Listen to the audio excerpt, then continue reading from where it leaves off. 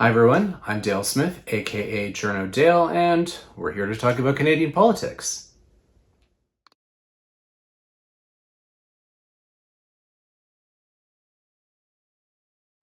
All right, it's time to take your questions, and we've got a whole bunch this week from Twitter. First one is from Michelle Golden, Retriever Mama. And she asks, I am such a huge skeptic of mainstream polling, especially this far out from an election. What's your opinion? I think there's way too much of it. I think we've got a poll coming out every 20 minutes now, which I think doesn't really help matters. And I think that a lot of these polls are primed in a way around thinking in binaries and eliminating nuance and kind of priming people around narratives that the people who commission them are looking for, like feelings of divisiveness or feelings of precarity, things like that. And so it doesn't really help give us a really good picture of what's going on. It helps them slot things into preconceived narratives that they're looking for. So that's what a lot of it is doing. There is a utility for some polling, yes. Are we getting much out of it when we're getting new polls every 20 minutes about the top line numbers in politics? No. But unfortunately, horse race polling is kind of the state at which the media is at right now, because it's relatively cheap and constant filler content that they can point to for things. And so that's why it's becoming so much more relied upon. And I don't think it personally helps anything. I think it is mostly about trying to force things into narratives that they've previously determined. But that's unfortunately the state of where media is at right now. And trying to change that is going to be a much bigger problem. Our second question comes from Hamilton, who asks, does the proceeds of the carbon levy get included in government revenue? I thought I once saw you make such a statement and I didn't understand the accounting behind it. So not really. On a very technical sense, yes, it all goes into general revenue, just like EI and CPP and all these kinds of things. But it's kept separately. And what happens with the carbon revenues is that they get allocated to the province in which they were collected. Most of the provinces, however, haven't come to a revenue recycling agreement, so they just rely on the federal carbon backstop, which means the rebates. So each province rebates at a different level because of how their consumption patterns work, and something to the effect of 90% of those revenues go back in the rebates, and the other 10% were being held back for small businesses and Indigenous communities and so on. There was a delay in the government figuring out how they were distributing those revenues, so they were kind of sitting there for a little while. That is being changed with the current budget implementation bill, which just got royal assent. So that is finally going to go out, but that's basically how it works. Certain provinces would have their own notions about how they could recycle those revenues if they want. For example, it was stated that Saskatchewan could basically eliminate their provincial income tax if they just used the federal carbon revenues that way. They have not agreed to do that. So households get the rebates the same way that that other provinces that are under the federal system do. But that doesn't. So essentially, that money does not stay in Ottawa. It goes back to the province from which it was collected. You will hear some technical griping that because the federal government collects GST on the carbon levies, that that is the cash generator for them.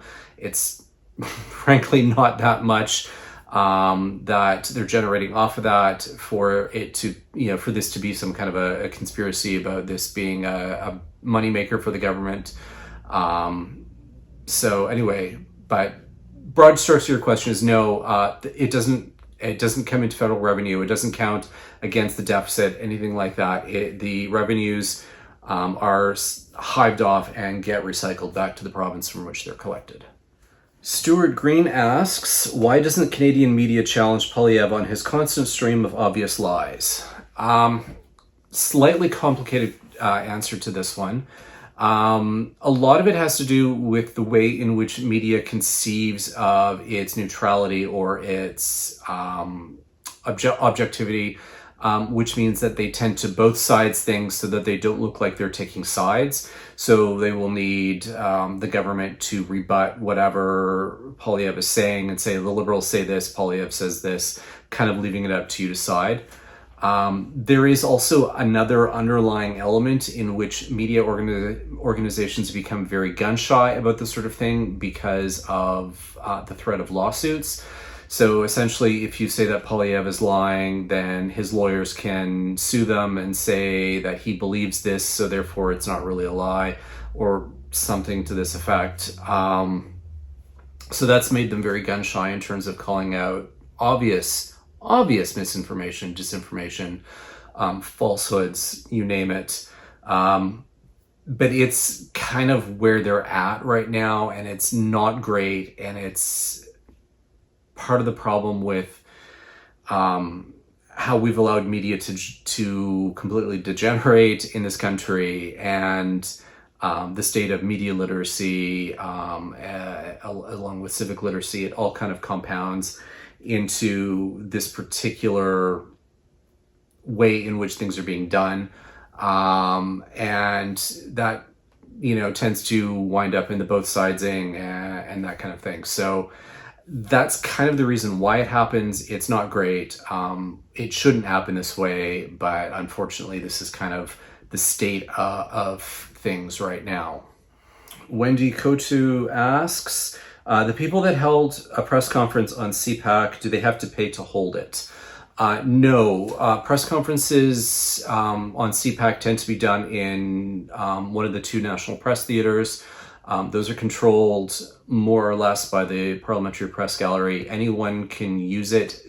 One of them needs an MP to sponsor them. The other one doesn't, because one of them has translation and so on. The other theater doesn't. It's just straight into the microphone on there. Yes, there are problems with some of the groups that wind up basically abusing this privilege. Fortunately, they're fairly few and far between, but that's kind of how it happens. I wish I had another answer for that, other than just, it's controlled by the press gallery. They generally are pretty lenient in who is allowed to use it. There are a lot of press conferences for which they book the press theater, they make their statement in the microphone. There's nobody there to ask questions because the journalists either do not care about what they're saying, or it's not of very much interest in terms of everything else going on, and so they kind of make their statement. It gets on the CPAC site, and then that's it. Then they go when they're done their statement, and that's kind of how things work. Mirth asks, any thoughts on the Nenshi Win? Is this the start of the end of the Conservative Party? Is Ford trying to pull the last dollars out of Ontario before the Conservatives are forever destroyed as a viable political party? Nothing quite so dramatic. I did write a piece on Loony Politics a few weeks ago about how Nenshi's candidacy is basically the ability for the NDP in Alberta to move more to the centre, because there are no other centre parties left in Alberta. The Alberta Liberals are pretty much a spent force. They couldn't even get a leader last I checked. The Alberta Party never managed to really take off. They still run a number of candidates. I personally know a few of them, but they've never really managed to gain any traction, especially in the post Rachel Notley era. So it's basically Alberta's become a two-party system, and with the UCP pulling even further to the right than their center-right roots, that means that there's a whole area of the center that the NDP has access to if they really wanted to. And it was one of the dynamics within the leadership race, that you had someone like Nenshi who could play to the center and make those votes accessible to them, or you had other candidates who were more interested in the purity test and being true to the very orange history of the NDP, and wanted to really kind of stay there and believe that they could bring people to them, rather than move to where the people are. Nenshi, I think, is the sign that they are willing to move to where the people are rather than trying to make the people move to them. So I think he's got an ability to tap into the center in Alberta, and that could really be a threat to Danielle Smith. But I don't see this having the same, or having repercussions beyond Alberta. Doug Ford is Doug Ford. Nenshi is going to do nothing about that. And it's going to be up to Bonnie Crombie and Merritt Stiles in Ontario to try and do a better job of fighting Doug Ford than their predecessors did, when they were trying to out-beige one another and who could be the nicest person, and that is never a way you're going to fight someone like Doug Ford. So that's kind of where that's at. Claire Beauchamp asks, what are the Liberals going to do to get free conception to Alberta women when Danielle Smith is against it? That is a very good question. I'm not sure that I have a really good answer for that at this point, because the pharmacare proposal from the federal government is very much based on provincial cooperation. That's the way that healthcare works in this country. It is delivered by the provinces. The federal government can only do so much, most of it by way of money. With pharmacare, they are trying to do some other things, like come up with a national bulk buying strategy so that they can come to economies of scale and get particular discounts in that way. And it may be hard for Danielle Smith to turn away from the notion that they could be getting these drugs for a much lower price if they sign into the national program, particularly because provinces do need to provide some of these drugs as part of provincial healthcare plans and so on, particularly for low-income people.